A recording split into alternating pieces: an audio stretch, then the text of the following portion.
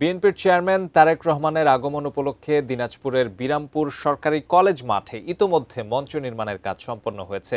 প্রিয় নেতার আগমনকে ঘিরে উচ্ছ্বসিত নেতাকর্মীরা।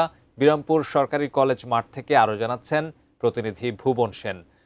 ভুবন, ইশতেহার ঘোষণার পর আজ তারেক রহমানের জনসভা হবে দিনাজপুরে।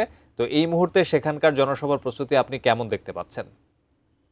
আপনাকে ধন্যবাদ। আমি এই মুহূর্তে রয়েছি দিনাজপুরের বিরামপুর সরকারি কলেজ মাঠে। এই কলেজ মাঠে কিন্তু বিএনপির চেয়ারম্যান তারেক রহমান দুপুরের পর নাগাদ জনসভায় যোগদান করবেন।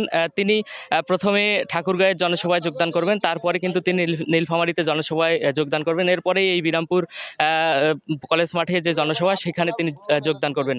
তার যোগদানকে ঘিরে দিনাজপুরের যে ১৩টি উপজেলার নেতাকর্মীরা রয়েছেন তারা বেশ উচ্ছ্বসিত। কারণ দীর্ঘ ২ দশক পর প্রিয় নেতা তারেক রহমান তিনি কিন্তু এই দিনাজপুরে আসছেন। দিনাজপুরে তার ২০০৫ সালে তিনি সর্বশেষ এসেছিলেন। এরপর আজকে তিনি দুপুরের পর দিনাজপুরে আসবেন।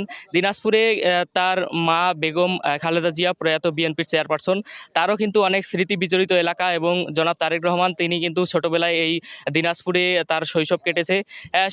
সেই হিসাবে দিনাজপুরের মানুষের আশা আকাঙ্ক্ষা কিন্তু একটু বেশি থাকে এবং তারেক রহমানের এই আগমনকে ঘিরে এই বিরামপুর সরকারি কলেজ মাঠে নিশ্চিত নিরাপত্তা ব্যবস্থা নেওয়া হয়েছে। ইতিমধ্যেই মেডিকেল ক্যাম্প গঠন করা হয়েছে এবং আরও বিভিন্ন ধরনের যে আনুষ্ঠানিকতা সেটি কিন্তু ইতিমধ্যেই শেষ হয়েছে।